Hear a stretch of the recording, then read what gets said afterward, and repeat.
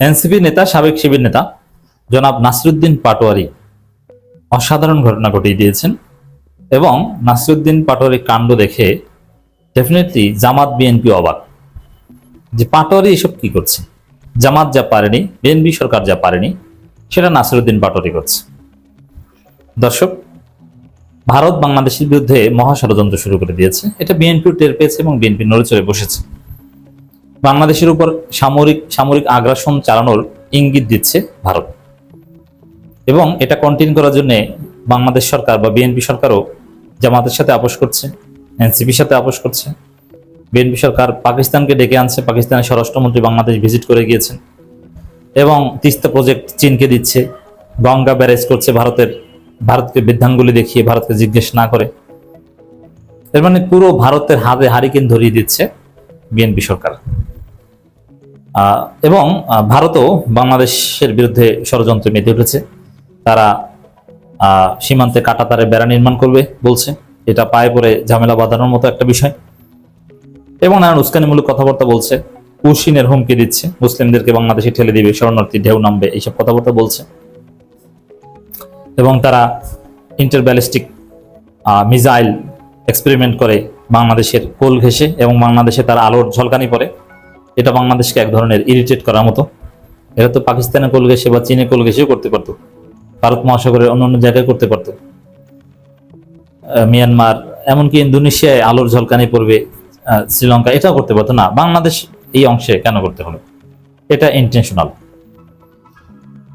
এবং ইচ্ছাকৃতভাবে ভারত সীমান্তে বাংলাদেশি মানুষ হত্যা করে সেটা সেলিব্রেট করছে। যে কেন হত্যা করছে সেটা গর্বের সাথে বলছে। এমন যদি হতো না, অনাকাঙ্ক্ষিতভাবে হয়ে গিয়েছে যে আমরা চোরাচালান রোধে হাঁটুর নিচে গুলি করেছি, কিন্তু গুলিটা লেগে গেছে বুকে, মারা গেছে। দেখেন, একটা সিম্পল বিষয় আপনাদেরকে বলি, সীমান্তে হত্যাকাণ্ড হওয়ার কোনো চান্সই নেই। বন্ধু ভাবাপন্ন দুইটা দেশের মধ্যে সীমান্ত হত্যাকাণ্ড হয় না। সীমান্ত হত্যাকাণ্ড এটা উদ্দেশ্যমূলক। প্রথম কথা হচ্ছে, হ্যাঁ, সীমান্তে ভারতের চোরাকারবারি, বাংলাদেশের চোরাকারবারি, এরা দৌড়ঝাঁপ করতে পারে এবং এদেরকে দমন করতে হবে, এটাও ঠিক। কিন্তু এদের দমন করার জন্য নিয়ম আছে। যেমন যদি আপনি কোনো চোরাকারবারি দেখেন, কোনো মাদক কারবারি বা গরু চোর, যে গরু পারাপার করছে সীমান্ত দিয়ে, হ্যাঁ, আপনি সর্বোচ্চ তাদের নিয়ন্ত্রণের জন্য গুলি করতে পারেন, কিন্তু সেটা লেথাল ওয়েপন না, প্রাণঘাতী গুলি না। আপনি তাদেরকে যে গুলি খেয়ে তারা ওখানে অসুস্থ হয়ে পড়বে, তারপর আপনি ধরে আনবেন, কিন্তু মারা যাবে না। কিন্তু আপনি ব্যবহার করছেন লেথাল ওয়েপন। এর মানে আপনার উদ্দেশ্য হচ্ছে হত্যা করা, নাম্বার ওয়ান। আর দ্বিতীয় হচ্ছে যে গুলি করলে সেটা হাঁটুর নিচে গুলি করবেন, যে অসুস্থ ওখানে পড়ে থাকবে, তারা ধরে আনবে, তারপরে জেল বা আইন অনুযায়ী বিচার করবে, চিকিৎসার পর। না, আপনি একদম সরাসরি, মানে ভারত যতগুলো সীমান্ত হত্যা ঘটিয়েছে তাদের পোস্টমর্টেম রিপোর্টে যেটা দেখা গেছে, একদম টার্গেট কিলিং এবং সরাসরি বুকে গুলি করে, মানে তার গুলি করে হত্যার উদ্দেশ্যে, নিয়ন্ত্রণের উদ্দেশ্য নয়। অতএব এটা স্পষ্ট যে সীমান্তে চোরাচালান রোধ এটা বিএনপি, এটা ভারতের কোনো উদ্দেশ্য নয়, বাংলাদেশি মানুষ হত্যা করাই তাদের উদ্দেশ্য। তো এই জায়গায় তারা মানুষ হত্যা করছে এবং যেখানে লজ্জিত হওয়ার কথা, বিব্রত হওয়ার কথা, না, তারা গর্বের সাথে বলছে। বাংলাদেশের টুটি চেপে ধরার চেষ্টা করছে ভারত। তো এই জায়গায় ভারত সীমান্তে হত্যাকাণ্ড ঘটাচ্ছে, বিএনপি সরকার নানান জায়গায় কাজ করছে। আমরা এই মুহূর্তে বিএনপিকে ধন্যবাদ জানাই, কারণ তারা ভারতের বিরুদ্ধে ভালোই নাড়াচাড়া দিয়েছে। তারা গঙ্গা ব্যারেজ, পদ্মা ব্যারেজ, যেটা পদ্মা ব্যারেজ নির্মাণের উদ্যোগ নিয়েছে, যেখানে পাকিস্তান জড়িত আছে। এটা ভারতের জন্য খুব থ্রেট। ভারত মারাত্মক রাগ হচ্ছে, মারাত্মকভাবে। এবং চীনকে তিস্তা প্রজেক্ট দিচ্ছে, নীলফামারী, পুরো উত্তরবঙ্গে চীনের একটা প্রেজেন্স বিএনপি নিশ্চিত করছে। অতএব এই বিএনপির ভারত বিরোধী অবস্থানকে আমরা অ্যাপ্রিসিয়েট করি ডেফিনেটলি। কিন্তু তারপরও বিএনপি এই মানুষ হত্যার বিরুদ্ধে, সীমান্তে বাংলাদেশি হত্যার বিরুদ্ধে তেমন কিছু বলতে পারছে না।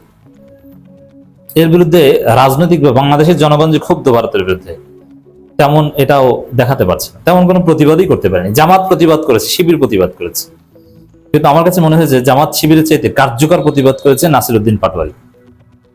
সবার আগে প্রতিবাদ করেছে শিবির, তারপরে জামাত, এনসিপি প্রতিবাদ করেছে। বাট যেটা উচিত ছিল, নাসিরউদ্দিন পাটোয়ারি সরাসরি সে সীমান্তে চলে গিয়েছে এবং যাদেরকে হত্যা করা হয়েছে তাদের পরিবারের সাথে সাক্ষাৎ করেছেন, তাদের কবর জিয়ারত করেছেন। এবং নাসিরউদ্দিন পাটোয়ারি তো হিট নেতা, যেখানেই নাসিরউদ্দিন পাটোয়ারি যান সেখানেই বিপুল সংখ্যক তরুণের একটা আগ্রহ থাকে নাসিরুদ্দিন পাটোয়ারির সাথে জাস্ট সেলফি তুলতে, বিপুল সংখ্যক লোকজন সেখানে চলে আসে। নাসিরুদ্দিন পাটোয়ারি ফেসবুক পোস্ট দিয়ে সেখানে গেছেন। অত প্রত্যন্ত অঞ্চলে ক্রেজি তরুণ কম থাকে, তারপরে সেখানে অনেকে চলে গেছে, কবর জিয়ারত করেছেন, ভারতের হাতে নিহত শহীদদের এবং পরিবারকে সমবেদনা জানিয়েছে, এবং ভারতের সীমান্তে দাঁড়িয়ে ভারতের আধিপত্যবাদের বিরুদ্ধে হুঙ্কার দিয়ে এসেছে। এটা হচ্ছে সবচেয়ে স্মার্ট কাজ, ভারতের আধিপত্যবাদের বিরুদ্ধে সবচেয়ে স্মার্ট রাজনীতি, সুপার রাজনীতি। এই কাজটা জামাত করতে পারলে আরো ভালো হতো, কিন্তু জামাত অনেক সূক্ষ্মদর্শী, এখানে অনেক হিসাব আছে, যেহেতু তারা বিএনপির পরের সাইকেলে ক্ষমতায় আসার একটা হিসাব আছে, এই জন্য তাদের আচার আচরণ অনেকটা সিস্টেমেটিক হতে হয়। তারপরও সাপোজ এই সীমান্ত হত্যার বিরুদ্ধে আমাদের জিরো টলারেন্স থাকা উচিত। সব জায়গায় কৌশল হেকমত এটা জনগণ ভালোভাবে দেখে না। নাসিরুদ্দিন পাটোয়ারি একদম ব্রাহ্মণবাড়িয়ার কসবা সীমান্তে চলে গিয়েছেন, এবং এই যাওয়ার ফলে ডেফিনেটলি এই বার্তা নরেন্দ্র মোদীর কাছে চলে গিয়েছে যে নাসিরুদ্দিন পাটোয়ারি নামের এক তারুণ্যের আইকন, বাংলাদেশের এক আইডল, যিনি প্রচন্ড ভারতের আধিপত্যবাদের বিরুদ্ধে সোচ্চার, তিনি সীমান্তে এসেছিলেন, সীমান্তে এসে হুঙ্কার দিয়ে গেছেন।